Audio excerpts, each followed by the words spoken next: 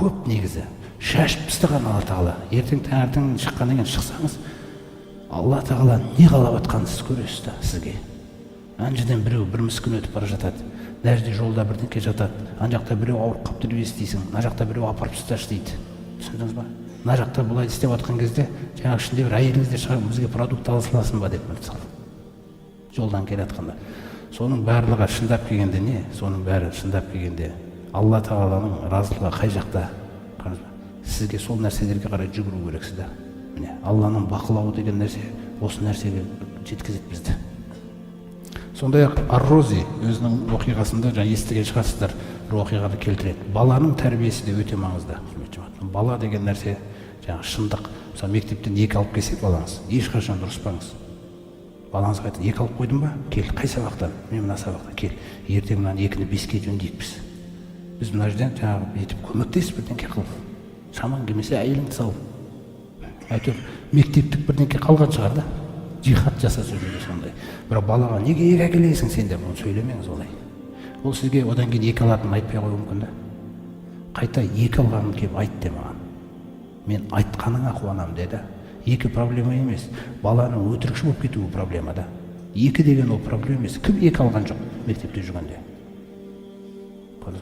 Сол секілді қияметте Алланың алдына барғанда да белгісіз неше алатынын біз әлі. Дұрыс, белгісіз ғой әлі. Сол секілді ол жаңа нәрсені.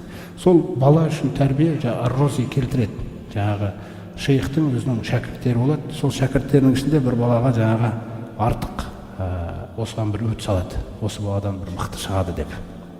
Басқа шәкірттері жаңағы кішкене наразылық туады. Наразылық туғаннан кейін соны байқағаннан кейін жаңағы бір тапсырма береді бәріне. Сөйтіп айтады да, қолдарына бір-бір тауықтан береді, сосын бір-бір пышақтан береді. Мынаны ешкім көрмейтін жерге бауыздап алып келіңдер деп. Сонда барлығы бауыздап алып келіп тапсырып жатқан кезде жаңа ең соңында жаңағы бала келіп тұрады ғой. Тауық бауыздалмаған. Сосын неге бауыздамадың дегенде, сіз айттыңыз ғой ешкім көрмей тұрған деген сөз. Мен қай жерге барсам да Раббымның көріп тұрғанын көрдім дейді. Баланы біз ешкім деген сөздің ішінен Алланы алып тастағанбыз. Көрдіңіз бе? Біз дүнияуи стандарт бізде. Біз адамдармен өлшейді екенбіз де бәрін. Біз Алланы алып тастағанбыз ешкім деген сөздің ішінен. Сөйтсе оны ешкім деген сөздің ішіне қосу керек екен ғой ана. Ана баланы көрдіңіз ғой қандай нәрсе істеген. Сосын жаңағы осы нәпсінің сыбырлауы, құрметті жамағат, сіз білмейсіз адамның қалай сыбырлайтынын. Мысалы Адам алейхиссаламның 2 баласын мысалға келтірсек, Алла Тағала айтады: "Аузу биллахи минаш шайтанир раджим. Ватлу алейхим наба абнай адама бил хаққи." Ей пайғамбар, оқып бер оларға Адам алейхиссаламның 2 баласының арасында болған оқиғаны хақ етіп, қиссаны нақты. Міне, "Исқарраба қурбанан фатуқуббила мин ахадихима ва лам ютақаббал мин ал-ахар фақала жаңағы иннани ақтулук." Мен сені ана екеуі де Алла Тағалаға құрбан ұсынған кезде, құрбанды ұсынудағы мақсат тәфсір кітабында не деп айтады біздерге? Адам алейхиссаламның жаңағы Хауа құрсақ көтерген кезде 2-ден туады екен. Ұл қыз, ұл қыз, ұл қыз, ұл қыз. Сөйтіп Адам алейхиссалам сол кездегі Алла Тағаланың көрсеткен шариғаты бойынша өзіне әркім 2-ші сыңардағы қызға үйлену керек та. Өзінің сыңарына емес. Міне солай істеп жатқан кезде қабылдың сыңары әдемі болады. Қабыл бергісі келмейді, бермеймін дейді мен өзімдікіне. Әбілдің сыңары дәния деп айтады, өңі онша емес. Сонымен жаңағы мен өзімдікіне өзім үйленемін деп қоймайды ол. Мінез ғой.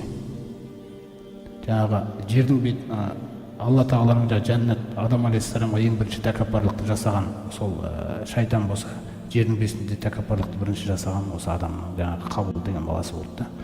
Екеуі де үлкен күнә мысалы жасалып қойылды. Сол кімнің құрбандығы қабыл болады, сол үйленеді дейді ғой.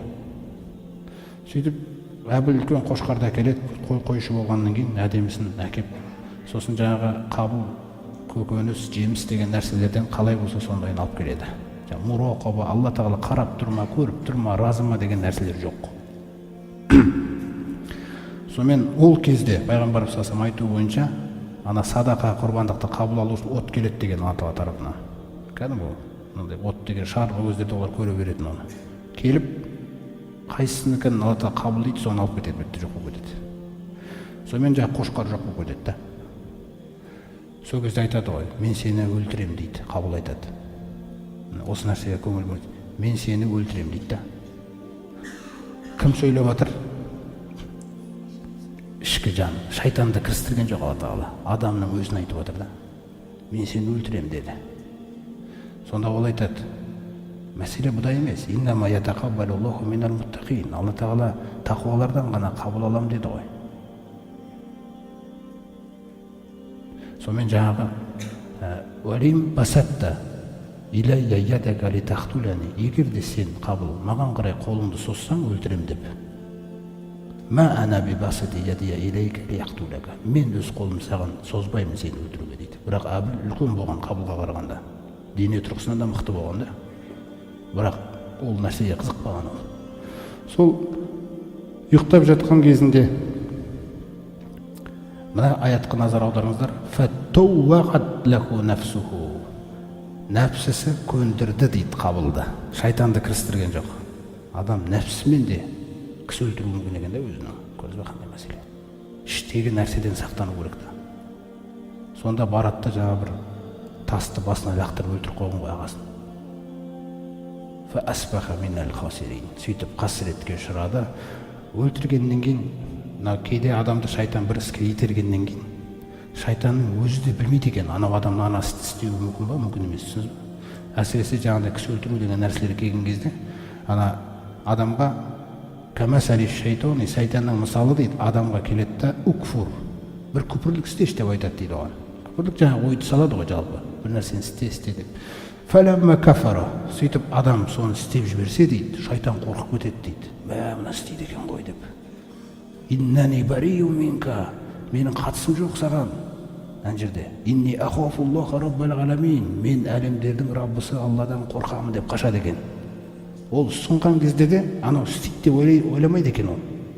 Ал істеп жүрген кезде мына қорқыныш жаратылса екен ғой деп қашады екен ол. Өзінікі жаңағы адастырып жүргендері бәрі ештеңке тұрмай қалады оның өзінде. Салыстыру бойынша. Сондықтан жаныңыз сыбырлап жатқан кезде біз байқаңыз. Мысалы туысқанмен отырған кезіңізде, кез келген жағдайда, мысалы дастарханда отырған кезде, ана жерде бір нәрсе дұрыс болмай қалса, сол жаныңыз бірдеңкені айтқысы келіп тұрады. Айттырғысы келіп тұрады. Мысалы, тіпті тамақтың өзі жаңағы тұзды болып кетсе де, болды уже тағдыр орындалды. Не дер екенсің деп көбейіп кетті, ол тұз бітті. Енді кімді кінәлайсың ол жерде? Өйткені ол дастарханға келіп қойды. Соның өзі мынаның тұзы көп болып кетті ғой деп айтқысы келеді жан. Бірақ соның өзін айтпауға үйреніңіз да. Өйткені Алла Тағалаға жақындау, құрметті жандар, ол өте маңызды нәрсе. Әрбір ісіңізді тозаң салмағына дейін қасында көтереді да. Көшеде де бірдеңе айтқан келеді, алдыңдағы көлік жолыңды кесіп кетсе, мынау қалай жүреді ғой деп айтқан келеді да. Соны айтпайсыз.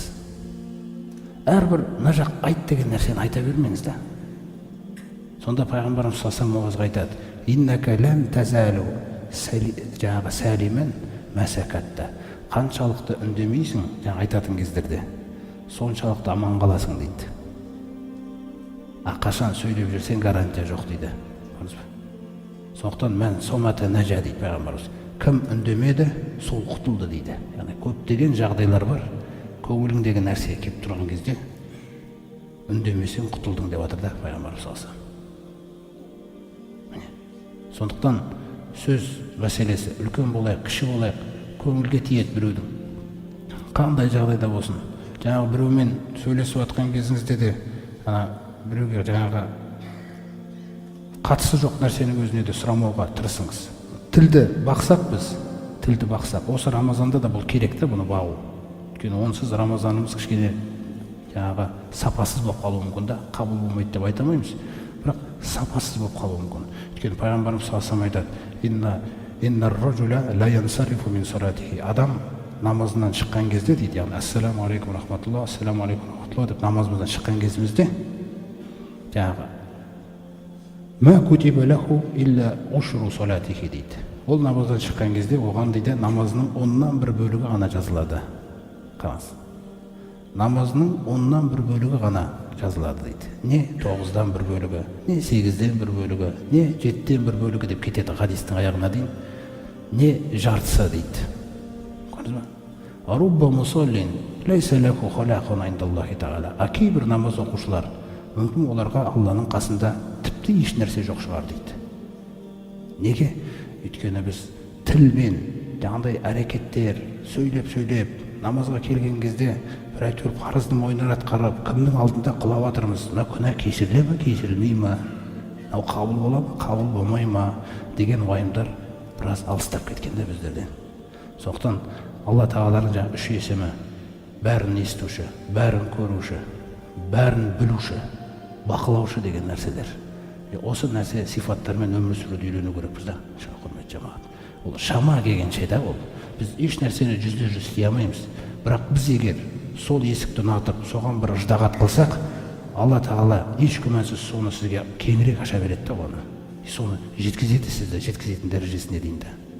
Өйткені ол сіздің ыждағатыңызды, тырысып жүрген, нәпсіңізбен күресіп жүргеніңізді ешқашан жоймайды да.